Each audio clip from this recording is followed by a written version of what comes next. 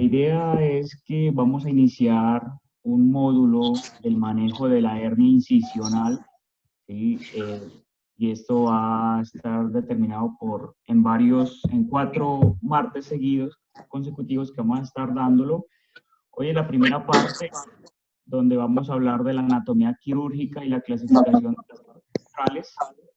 Y en cada martes seguiremos avanzando en un tema y profundizando en esta área. Esto es el temario, como vamos a ir avanzando. El próximo martes estaremos viendo la parte del cierre de la pared abdominal y el uso de mallas profilácticas. El tercer martes, la preparación y valoración de la pared abdominal. Y el último martes, ya las técnicas quirúrgicas en hernia incisional, tanto abordaje anterior y posterior, abierto y por laparoscopia. Como hernia incisional, es una de las complicaciones más frecuentes de la cirugía abdominal abierta, y esta es muy variable su incidencia, hasta en un 20%, o sea que 1 de cada 5 pacientes que se les cierra el abdomen van a presentar una hernia incisional. Y cuando el paciente presenta un alto riesgo, se entiende como alto riesgo aquellas personas que fuman cigarrillo, que son diabéticas, que son obesas o que tienen algún trastorno en el colágeno. Estos tienen un riesgo aumentado para presentar hernia incisional hasta en un 40%, o sea que casi la mitad de sus pacientes van a presentar hernia incisional. La encarcelación, afortunadamente, no es tan frecuente como en otras hernias, ¿sí? Un 15%, y la estrangulación menos de un 2%. Y la reparación tiene una recurrencia en estos pacientes del 45%. Algo de historia: el manejo de estas hernias incisionales se puede dividir en 3 etapas. La primera etapa comienza con la laparoplastia simple. Eso fue a mediados del siglo XIX, donde utilizan métodos de restricción. En esta época se hacía un cierre transcutáneo de espesor completo, sin abrir la piel ni la cavidad abdominal. Hacían reparos de esas hernias en esa época. Un poco salvaje para lo que hoy en día, como lo hacemos hoy en día. Sin embargo, pues ellos estaban comenzando a darle manejo de esta manera.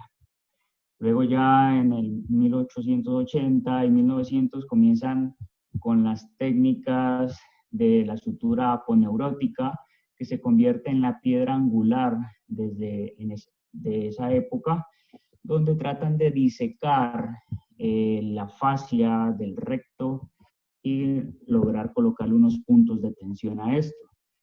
Esos puntos de sutura los hacían de forma transfixiante, ya sea en U o en 8, ¿sí? De espesor completo, como se observa en la imagen, y que comenzaron a notar que cuando hacían la tensión, cuando hacían el nudo fuerte y el paciente hacía fuerza como tal en su cavidad abdominal, el músculo tendía a desplazarse, ¿sí?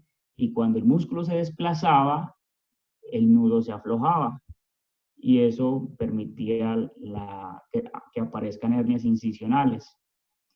Pero ante esto, entonces dijeron, no, lo que hay que hacer es ya viene la segunda etapa, donde hacen la autoplastia de los rectos abdominales, la disección como tal de la vaina de los rectos, y fijar esos rectos a la línea media. Lo que hacen ya en esta época es que suturan la vaina del recto anterior, ¿sí? Y de esta manera el punto queda más fijo, más sujeto, y no va a presentar desplazamiento muscular como lo fue en su época previa. Luego ya viene, después de esta etapa donde genera la heteroplastia orgánica y la autoplastia de la fascia lata, sobre todo cuando habían defectos de la pared abdominal, trataron de recubrirlo estos con fascia lata.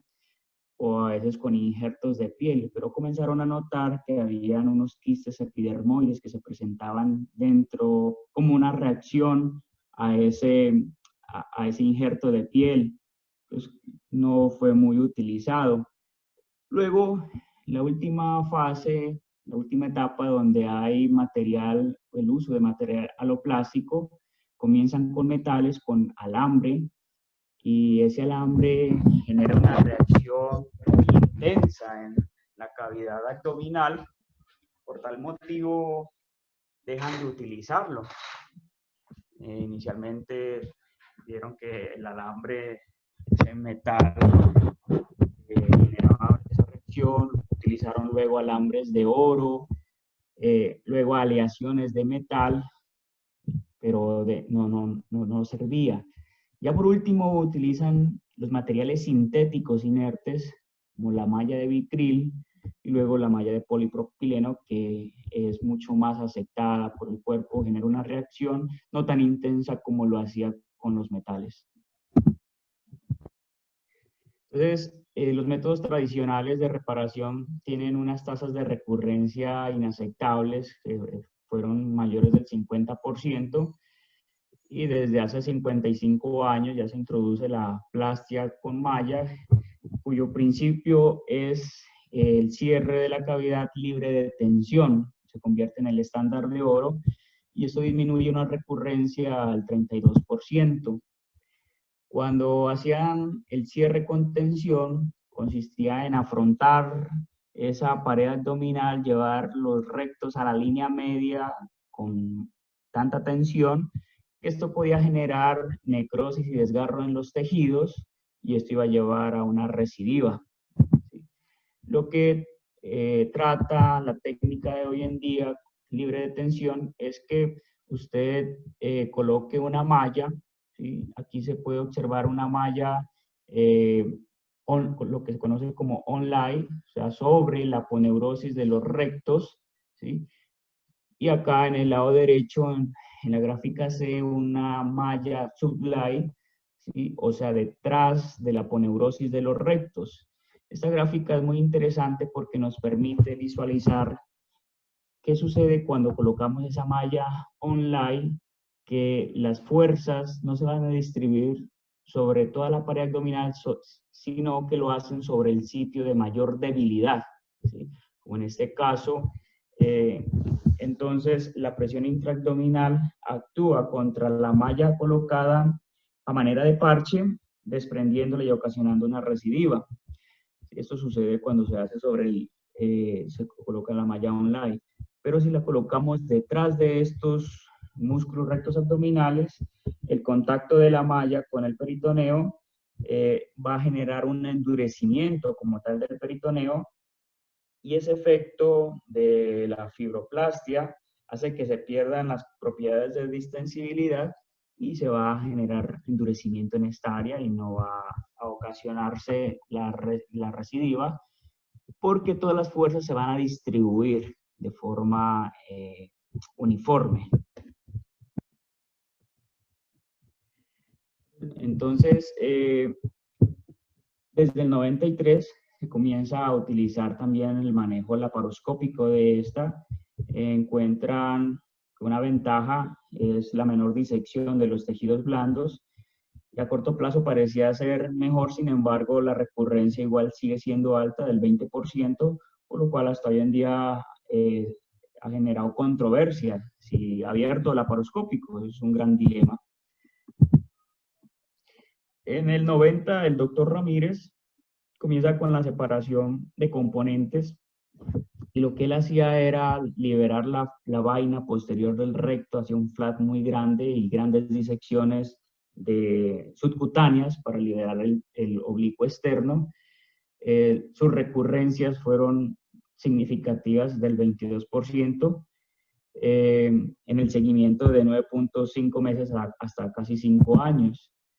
Entonces comienzan a utilizar modificaciones de esta técnica del doctor Ramírez, las modificaciones de colgajos miofaciales, y esto lo que tratan es de conservar, en este caso, la técnica PUMS, que es Periumbilical Perforator Spiring Lo que hacen es tunelizar, ¿sí? Tunelizar esa vaina de los rectos, lo hacen de forma percutánea y la finalidad es conservar la irrigación central, ¿sí? Porque en la técnica del doctor Ramírez notan que van a generar algo, la disección es muy amplia y se puede desvascularizar el recto anterior. También técnicas endoscópicas y la separación de componentes posterior de Ribes-Stoppa, que es hoy en día tal vez la técnica más aceptada, se ha aceptado como el estándar de oro por la Sociedad Americana de Hernia desde 2004 y desde el 2009 también lo proponen la Sociedad Europea de Hernia. En cuanto al manejo de esas hernias incisionales gigantes, se ha venido manejando con el tema del neumoperitoneo preoperatorio progresivo. La finalidad del uso de este neumoperitoneo es en esas hernias donde hay pérdida del domicilio, generar una distensión de la cavidad abdominal previa para ir adaptándola a un cierre posterior, ¿sí? Y evitar complicaciones tempranas como la hipertensión abdominal, ¿sí? Esto lo venían haciendo desde el 40 y en el 2009 técnicas como el uso de toxina botulínica, que también va a permitir la relajación de esos músculos de la pared abdominal y cerrar esos defectos sin mayor tensión. También vamos a ver en el transcurso de estos módulos cuál se utiliza más, qué dice la evidencia o si aplicar los dos es mucho mejor. Vamos a ir viendo. En cuanto a la cavidad abdominal, podemos decir que es un segmento corporal cilíndrico con 4 paredes, la pared anterolateral determinada pues, por los músculos, la pared posterior por la columna vertebral, superior va a estar delimitado por el diafragma e inferior por el estrecho superior de la pelvis. Observamos que tiene una forma de cilindro y ese cilindro permite que todas las fuerzas que se generan dentro de esa cavidad abdominal se distribuyan de forma simétrica por toda esa cavidad. Pero cuando vamos a ver la pared abdominal anterior, notamos que tiene una forma hexagonal, ¿sí? Va a estar delimitada en su parte superior por la apófisis sifoides, los rebordes costales, hasta la línea axilar media y inferiormente delimitada por los ligamentos inguinales. Entonces, dentro de esto, uno de los músculos más importantes es el músculo recto abdominal. Lo interesante de este músculo es que es poligástrico, ¿sí? O sea que tiene varios vientres, a diferencia de otros músculos que son unigástricos. Cuando hacemos, en el caso de hacer la disección de un músculo unigástrico, al desinsertarlo de su origen, se van a retraer estas fibras. A diferencia de este músculo recto abdominal, que cuando cortamos, seccionamos en un sitio, las fibras solo se van a retraer entre las dos zonas de intersección más cercanas. Tiene unas fibras, unas bandas fibroelásticas que lo atraviesan de forma horizontal y esto le va a permitir que el músculo no se retraiga completamente. ¿Esto por qué es importante? Porque al momento de que se vaya a realizar, digamos, se utiliza para hacer colgajos, este músculo no se va a retraer completamente y dada su buena vascularización, pues es útil para este tipo de procedimientos quirúrgicos. Siempre se ha visto como un sinónimo de virilidad y fuerza en los hombres, sin embargo se ha ido perdiendo en los últimos años debido al sedentarismo que acarrea nuestra sociedad. También tenemos el músculo piramidalis, que es el tensor de la línea alba. Es un músculo que tiende a desaparecer, ¿sí? Está ausente en el 20%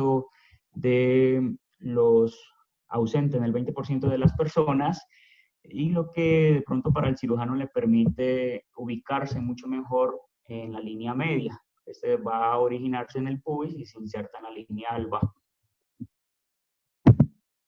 En realidad no se le ha encontrado como tal otra función, también lo llaman como el músculo lechero en las mujeres. El músculo oblicuo externo, ¿sí? Que lo importante de este músculo es que tiene unas fibras que van desde afuera hacia adentro, discurre de una forma centrípeta, como si uno estuviese poniéndose las manos sobre un suéter y introduciéndola sobre su bolsillo. De esa forma se va a distribuir, se va a insertar en el pubis y nos da un ligamento posterior para formar como tal la pared anterior del ligamento inguinal, el borde anterior.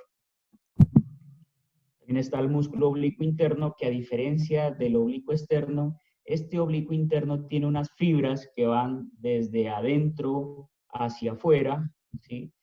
Y como se observa en esta imagen, en el lado derecho tenemos el músculo oblicuo externo y en el lado izquierdo del paciente, o sea, derecho de nuestra pantalla, el músculo oblicuo interno. Mire que esas fibras tienden a unir, van como hacia la línea media, ¿sí? Para conformar la línea alba, que es la zona de mayor tensión, tal vez. Y ya el músculo transverso del abdomen, cuyas fibras tienen la forma horizontal o transversa. Bueno, en cuanto a la vascularización e inervación de la pared abdominal, lo importante de este es que la vascularización va a tener dos sistemas. Un sistema toracoabdominal que discurre de forma horizontal y un sistema de los vasos epigástricos superiores que va a discurrir de forma vertical, ¿sí? La inervación, los nervios intercostales que nos van a dar la inervación de esta zona, van a discurrir de forma horizontal. Ya vamos a ver por qué es importante esto. Este señor Huger en el 79 describe unas zonas de circulación y es importante conocer esta circulación. ¿Para qué? Para definir dónde vamos a hacer una incisión y cuando se vaya a tallar un colgajo, si se va a sacar un pedículo vascular, determinar por cuál es el sitio donde va a pasar nuestra irrigación. Él lo separa en tres zonas. Una zona 1 central, por donde va a estar delimitada por los rectos anteriores hasta la línea arcuata como límite inferior y lateralmente por los rectos, el borde lateral de los rectos. Y en esta zona 1 principalmente vamos a encontrar los vasos epigástricos, tanto inferiores como superiores, y su anastomosis. Esos van a discurrir de forma posterior al recto, ¿sí? La zona 2 va a estar delimitada inferior a la línea arcuata, ¿sí? En la parte inferior del abdomen, principalmente por los vasos epigástricos inferiores también, y aquí tenemos la arteria epigástrica superficial y la circunfleja superficial, que son ramas de la femoral. La zona 3, que es la parte más lateral de los flancos, vamos a encontrar que está irrigada por ramas perforantes de las arterias musculofrénicas y una rama ascendente de la arteria circunfleja profunda. De tal manera que estos dan, si nos podemos dar cuenta, una rica irrigación de toda la pared abdominal, que es importante conocer al momento de hacer una disección muscular. Los nervios, como ya lo había descrito, va a estar determinado principalmente por las últimas 4 ramas de los nervios intercostales, ¿sí? Y estos discurren de forma horizontal, ¿sí? ¿Qué sucede? Es importante conocer por dónde discurre este nervio porque hay técnicas que se utilizaron donde, especialmente cuando hace una separación de componentes posteriores, que se disecaba entre el oblicuo interno y el transverso del abdomen, precisamente por el sitio por donde iba ese paquete nervioso y que genera a futuro en estos pacientes denervación de esa zona, áreas de hipoestesia y dolor posoperatorio, dolor crónico. Entonces, lo que se trata de hacer hoy en día es evitar esa disección entre estos dos músculos, entre el oblicuo interno y el transverso del abdomen, que es por donde pasa el nervio, y si hacer la disección es posterior al transverso del abdomen, ya que por esta zona no vamos a encontrar el paquete nervioso ni vascular. Y esta es una gráfica muy conocida por todos ustedes, que nos muestra la vaina de los rectos, la variedad que se presenta en los humanos es mucho mayor por debajo de la línea arcuata, sí, es muy variable. Afortunadamente, del ombligo hacia arriba, la mayoría tenemos hay menos variedad, ¿sí? Y aquí se puede observar un corte sobre el ombligo, donde la vaina de los rectos va a estar compuesta principalmente en la pared anterior por el oblicuo externo, por la lámina del oblicuo interno, y vamos a tener una pared posterior que va a estar determinada por una lámina del oblicuo interno y del transverso del abdomen y la fascia transversalis, ¿sí? Entonces, obsérvese que encima del ombligo tiene una pared anterior y posterior, y debajo del ombligo, aproximadamente a 2 o 3 centímetros debajo del ombligo, ocurre una área de intersección, ¿sí?, de cambios, donde no hay pared posterior, solo va a estar delimitado por una fina lámina, que es la fascia transversalis, y todas las láminas, todos estos músculos aponeuróticos de los... Todo esto, esas láminas musculoponeuróticas de los músculos transversos del abdomen, el oblicuo interno y el oblicuo externo, van a pasar anterior a ese recto, ¿sí? Esta zona, que se conoce como la línea arcuata, entonces marca ese límite, ¿sí?, donde, de transición de una pared bien formada, anterior y posterior, a solo tener una pared anterior. Entonces, en esta área hay mayor debilidad, y por la línea arcuata es por donde van a ingresar esos vasos epigástricos inferiores hacia el recto del abdomen. Obsérvese que el músculo del recto abdominal es un músculo que va disminuyendo de calibre a medida que se acerca a su zona de inserción en el pubis, ¿sí? Es muy importante tenerlo en cuenta, ya vamos a ver. Bueno, hay unos defectos en la línea media que se pueden presentar, ya sea por múltiples factores, dentro de esos, pues, los defectos del colágeno y todos los que hablamos anteriormente. La hernia epigástrica, si se encuentra entre el ombligo y el apófisis sifoides, la hernia umbilical, ¿sí?, o zonas de debilidad, como es esa zona de intersección o de unión entre la vaina lateral del recto con esa vaina musculoaponeurótica como tal de los músculos oblicuo externo, interno y transverso del abdomen. Esa línea, esa zona de unión se conoce como la línea de Spiegel, y si vamos a tener defectos a este nivel, que usualmente son por debajo de la línea arcuata, se conocen como hernia spigeliana.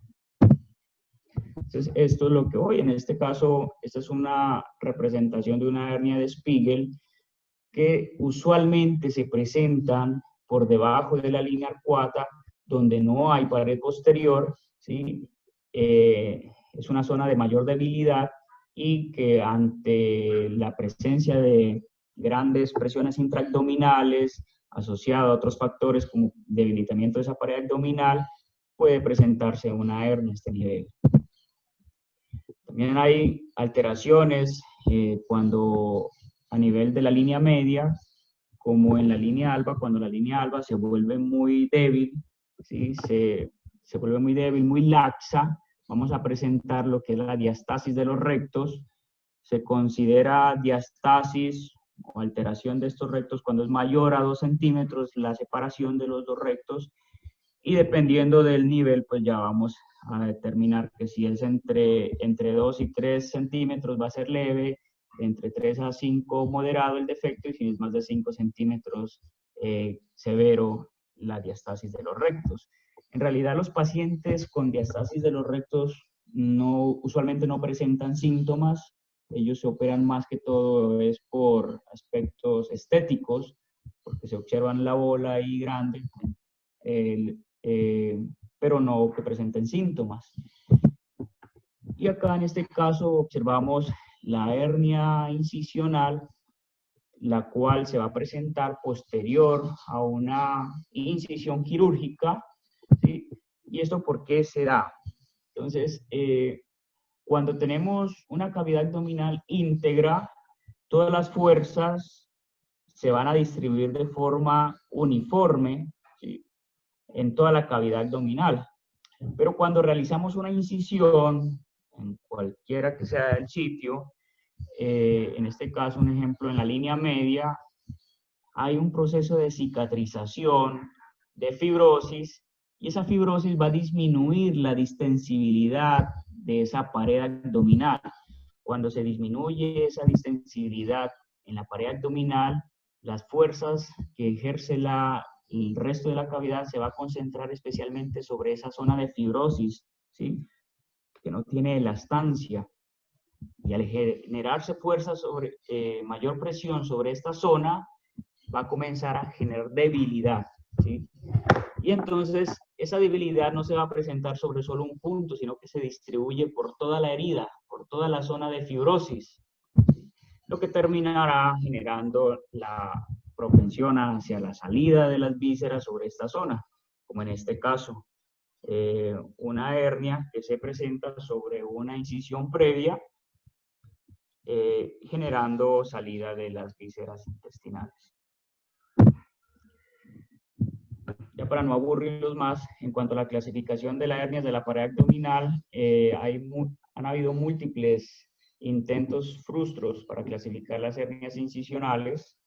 En el 2000 se intentó, luego en el 2007, un grupo muy amplio de cirujanos expertos se reunieron en Europa y trataron de darle una clasificación inicial, y es en el 2009 como se acepta hoy en día esta clasificación, dado por el grupo de la Sociedad Europea de Hernias, y es la siguiente. Entonces, ellos describen que las hernias de la pared abdominal pueden ser primarias o secundarias.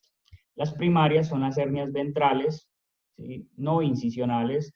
Estas pueden ser de la línea media o laterales. En cuanto a las de la línea media, tenemos las epigástricas, umbilicales, y las laterales, las hernias de Spiegel o las lumbares. Y las hernias incisionales, pues las que se van a presentar posterior a un procedimiento quirúrgico, después de una incisión, o que se pueden presentar también posterior a traumas penetrantes por arma cortopunzante. Entonces, en este caso, la clasificación de las hernias primarias de esa pared abdominal, aquí tenemos de la línea media, ellos la clasifican dependiendo del tamaño. Si es menor de 2 centímetros como pequeñas, le da una cualidad ya sea de pequeña, mediana, si es de 2 a 4 centímetros, o grande cuando es mayor de 4 centímetros, mayor o igual a 4 centímetros. Entonces recuerden, la línea media, epigástricas, umbilicales, y laterales, la de Spiegel o la lumbar. Entonces acá en esta imagen superior derecha tenemos las hernias posteriores, lumbares. Básicamente son dos. La más frecuente es la hernia de Griffith, ¿sí?, que se presenta en el triángulo superior. La hernia de Griffith se presenta en el triángulo lumbar superior, frecuentemente en el 90% de los casos, y ya lo que es la hernia de Petit, que se va a presentar en ese triángulo lumbar inferior que está delimitado por el oblicuo externo y el transverso del abdomen. Y el dorsal ancho, perdón.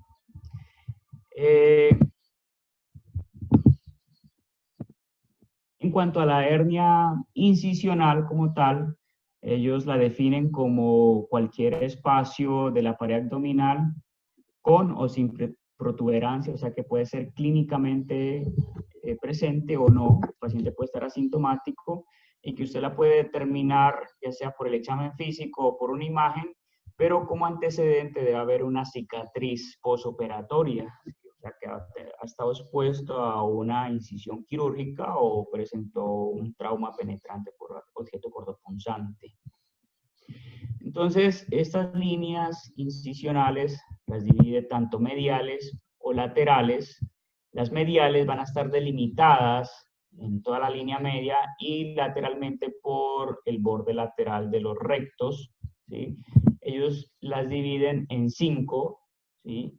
Y lo hace de la siguiente manera. Entonces, toman desde la apófisis sifoides los 3 primeros centímetros, los clasifican como M1, lo que anteriormente se consideraría subsifoidea, desde los 3 centímetros hasta 3 centímetros por encima del ombligo, los clasifican como M2, y M3, lo que está por encima 3 centímetros del ombligo o por debajo 3 centímetros del ombligo, sería M3. M4 corresponde al área que va por debajo de los 3 centímetros del ombligo hasta por encima de 3 centímetros del pubis, ¿sí? Y ya como tal M5, lo que está los 3 centímetros superiores al pubis. Esta clasificación es la que se está utilizando hoy en día y es como se debería describir estas hernias incisionales. ¿Para qué? Para que todos hablemos el mismo idioma y para que los estudios, porque los estudios ya utilizan este tipo de nomenclatura, ¿sí? En cuanto a las hernias incisionales laterales, van a estar delimitadas por el borde lateral como tal del recto del abdomen, el margen subcostal y el ligamento inguinal. Y van a irse hasta el borde lateral como tal de la línea axilar media, perdón, anterior. Entonces tenemos el margen, línea axilar anterior, borde lateral del recto y el subcostal y ligamento inguinal. Estas las clasifican L1, L2, L3 y L4. Entonces, L1 es todo lo que está por encima de 3 centímetros del ombligo y que va hasta la línea axilar anterior. L2, la parte que corresponde al flanco, 3 centímetros por encima del ombligo y 3 centímetros por debajo del ombligo, y lateralmente delimitado por la línea axilar anterior. Y L3, lo que corresponde por debajo de los 3 centímetros del ombligo. Ya lo que está posterior a la línea axilar anterior, ¿sí? Posterior a esta línea hasta la región lumbar, ¿sí? Lo vamos a describir como L4. En cuanto al tamaño, ellos no le dan como tal una nomenclatura, no lo clasifican de forma cualitativa, como decir pequeño, mediano o grande, sino que lo hacen de forma cuantitativa. ¿Sí? En este caso, toman tanto la longitud como el espesor o el ancho del defecto. En este caso, observemos pues el ancho, todo lo que va horizontal y la longitud lo que va vertical. Y cuando tenemos una hernia con múltiples defectos, ¿sí? Entonces lo que hacemos es tomar en cuanto a la longitud o al largo, el defecto que se encuentre más proximal, el borde superior, y el borde más distal o caudal. Esto nos va a dar la longitud como tal, ¿sí? En cuanto al ancho, vamos a tomar el defecto más lateral, ¿sí? Su borde más lateral de un lado y el borde más lateral del otro lado. ¿Sí? Entonces, cuando tengan en cuenta esto, porque es como se clasifican hoy en día y dependiendo de este tamaño o ancho, ¿sí? Como tal, es que clasificamos ya sea W1 menores de 4 centímetros, W2 de 4 a 10 centímetros y W3 mayores de 10 centímetros. Entonces, la pregunta es, la clasificación como tal de esta hernia nos va a corresponder principalmente al tamaño, al ancho de este defecto es el que nos da la taxonomía como tal de estos. Y esto en este cuadro se resume como tal esa clasificación. Entonces, las hernias incisionales M1 a M5, laterales de L1 a L4, si ha presentado recurrencia incisional en cuanto al largo y al ancho, y si es W1, 2 o 3. Este es un ejemplo. Este es un paciente con un antecedente quirúrgico, una laparotomía. El tamaño de este defecto en cuanto al ancho es de 11 centímetros, la longitud del largo es de 15 centímetros, se encuentra subxifoidea, ¿sí? Y por debajo de los 3 centímetros del ombligo, sobrepasa, o sea que está más o menos a 6 centímetros del ombligo.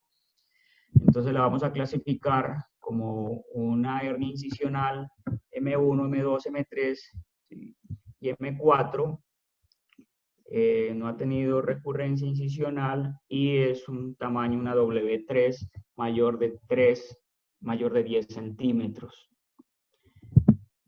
Entonces me gustaría que alguien, para que esto se vuelva más práctico, me ayude con esta. Vale, que estamos en confianza, apenas sabemos 13. Entonces le doy los datos.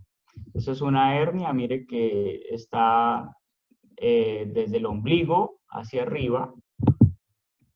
Entonces, el ancho de esta edad es de 12 centímetros y 12 centímetros hacia arriba, de largo.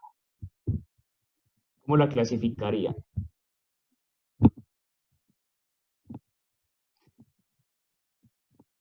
El doctor Manuel Méndez, que ha estado muy juicioso, ¿cómo clasificaría esta hernia?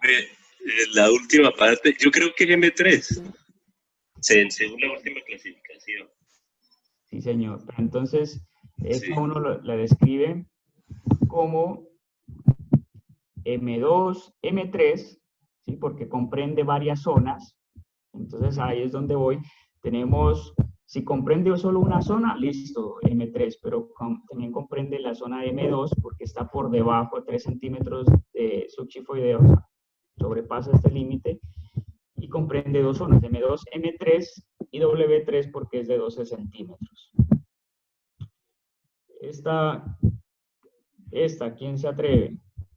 Ya le doy los datos.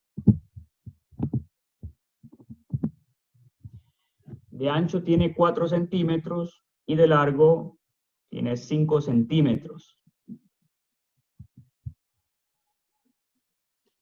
Bueno, entonces, el doctor Gabriel Cárdenas.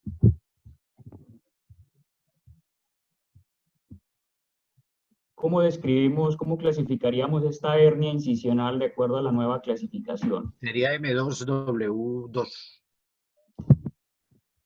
Solo M2.